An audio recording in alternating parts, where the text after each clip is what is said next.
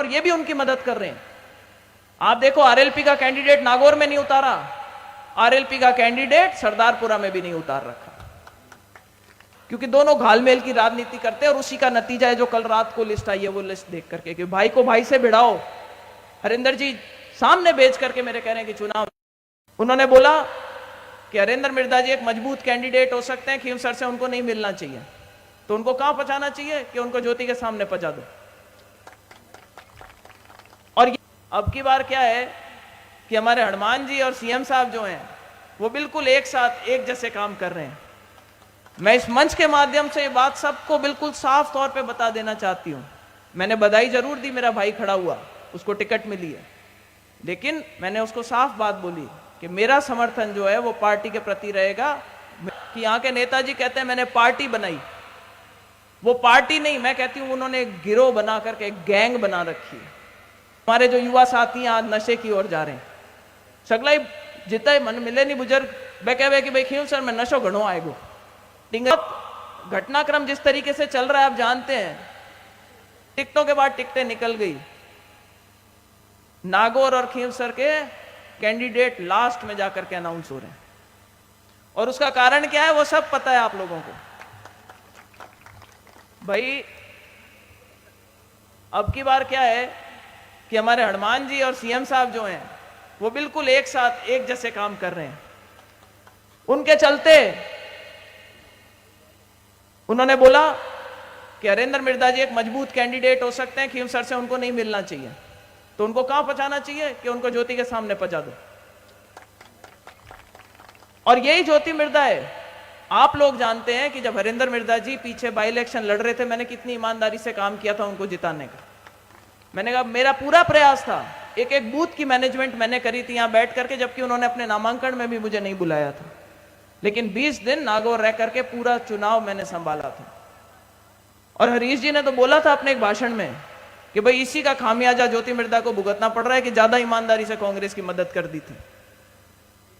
चुनाव का नतीजा जो भी रहा, उस टाइम नारायण बेनीवाल खड़े हुए थे, वो भारतीय जनता पार्टी और आरएलपी के कंबाइंड कैंडिडेट थे। वो जो ताकत थी वो भारतीय जनता पार्टी की ताकत थी, जिसके पीछे वो छोटा सा गैप था, लेकिन वो जीत गए।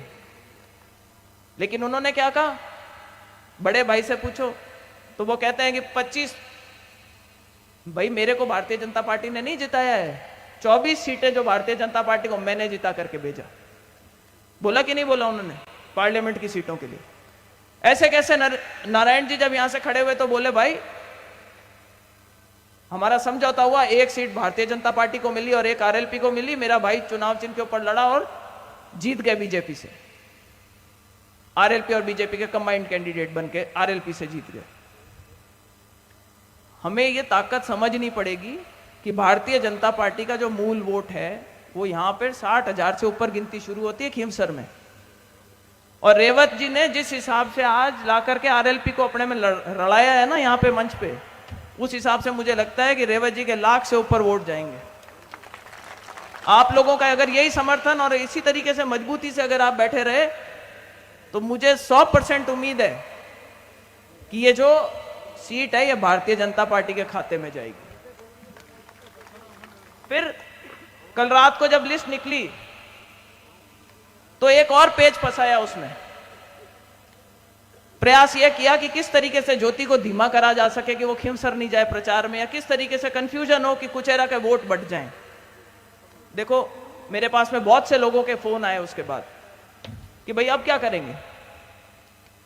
मैंने कहा महाभारत में जब अर्जुन के सामने ये चीज आई कि सामने अपने लोग हैं, उनके खिलाफ युद्ध लड़ना है, तो शंका आ गई मन में कि भाई मैं अब क्या करूं, अब तो सामने भाई है, उनके सामने खड़े होकर के कैसे युद्ध लड़ूंगा, कैसे मैं इस युद्ध में अपने भाइयों को नुकसान पहुंचा सकता हूं। तो भगवान कृष्ण ने उनको बताया था और अर्जुन ने पूछा कि भाई मैं करूं क्या। बोला भाई आप अपने धर्म की पालना करो। और अर्जुन जो थे वो क्षत्रिय थे, उनका धर्म क्या था, उनका धर्म था युद्ध करने का। हम नेता हैं, हमारा धर्म है कि जहां पे भी गलत चीज हो रही हो, जहां अन्याय हो रहा हो, उस अधर्म के खिलाफ हम भी लड़ाई लड़े। मैं इस मंच के माध्यम से ये बात सबको बिल्कुल साफ तौर पे बता देना चाहती हूं।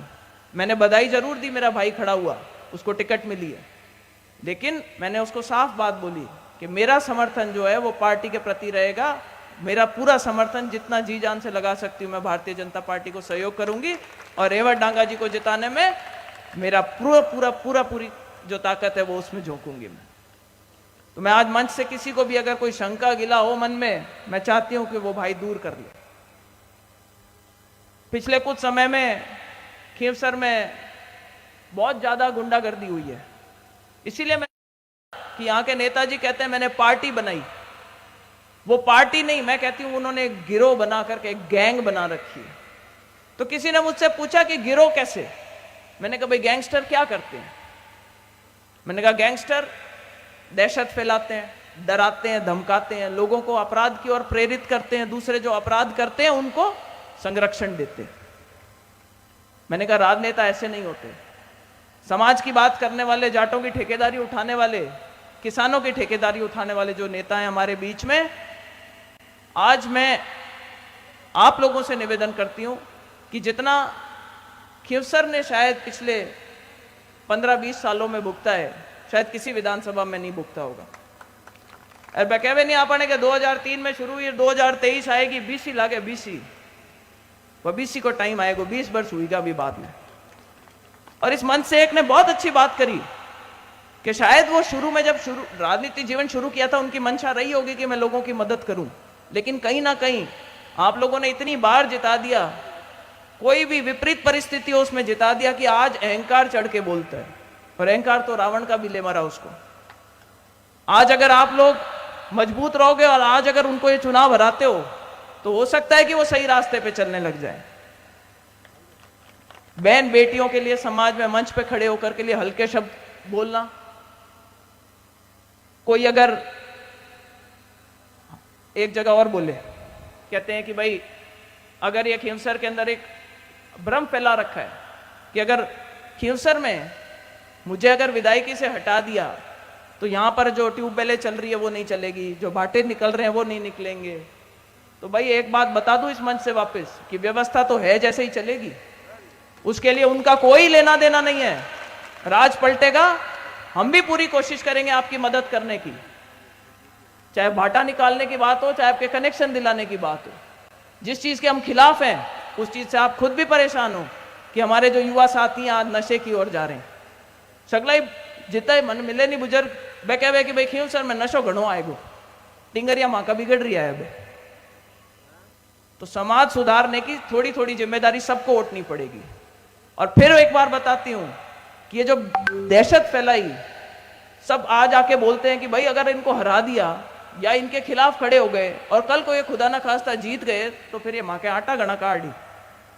तो भाई आटा काटन का जो को टाइम होनी वो गियो। एक गहलोत साहब ऐसे नेता जरूर थे जो मंच से गाली सुन लेते थे और इनकी मदद फिर भी कर देते थे, तो आज भी कर रहे हैं और ये भी उनकी मदद कर रहे हैं।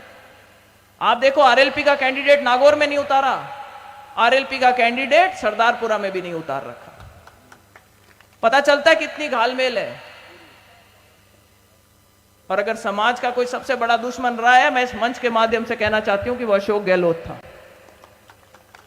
एक भी आदमी को, आज मैं भारतीय जनता पार्टी में हूं, मेरे पीछे लगते हैं, मेरा लारा करते हैं तो ठीक है, वो धर्म बनता है, उनका राजनीतिक धर्म है कि मैं दूसरी पार्टी में हूं। लेकिन जब मैं कांग्रेस में थी तब भी मेरा लारा करते थे। क्यों भाई? आज कांग्रेस के अंदर दिव्या मदेरना बैठी है, हरीश चौधरी बैठे हुए हैं, उनका लारा क्यों करते हैं? उनका नुकसान करने की बात क्यों करते हैं? और अगर वो किसी को, हमारे समाज में किसी को सहयोग करते हैं, सपोर्ट करते हैं तो केवल हनुमान बेनीवाल जी को करते हैं। और वो क्यों करते हैं वो आप सब जानते हो, क्योंकि दोनों घालमेल की राजनीति करते हैं। और उसी का नतीजा है जो कल रात को लिस्ट आई है, वो लिस्ट देख करके कि भाई को भाई से भिड़ाओ। हरिंदर जी सामने बेच करके मेरे कह रहे हैं कि चुनाव, हरिंदर जी को पहले बोला था कि भाई टिकट फाइनल है, टिकट फाइनल है। 4 लिस्टें निकल गई, हरिंदर जी का नाम उसमें नहीं आया। कल लास्ट लिस्ट के अंदर नाम निकल करके आता है, भाई लिस्ट में ऐसा नाम कैसा फाइनल होता है? तो मैं तो अपनी बात इतनी कहूंगी कि जब मुझे मौका मिला, जिसके साथ मैं लगी, चाहे वो सवाई सिंह जी चौधरी थे, उनके साथ मैंने ईमानदारी से मेहनत करी, उनको चुनाव जिताने का प्रयास किया। 19-20 रहा, लोगों का समर्थन कम मिला, वो एक अलग बात है। उसके बाद हरिंदर जी आए, उनके लिए मैंने ईमानदारी से प्रयास किया, और आज मैं फिर से ईमानदारी से प्रयास करूंगी रेवत डांगा जी के लिए कि वो जीते। और जो आज पलटा हुआ माहौल है, मुझे पूरा विश्वास है रेवत डांगा जी खींवसर की सीट भारतीय जनता पार्टी के खाते में जरूर लेकर के जाएंगे।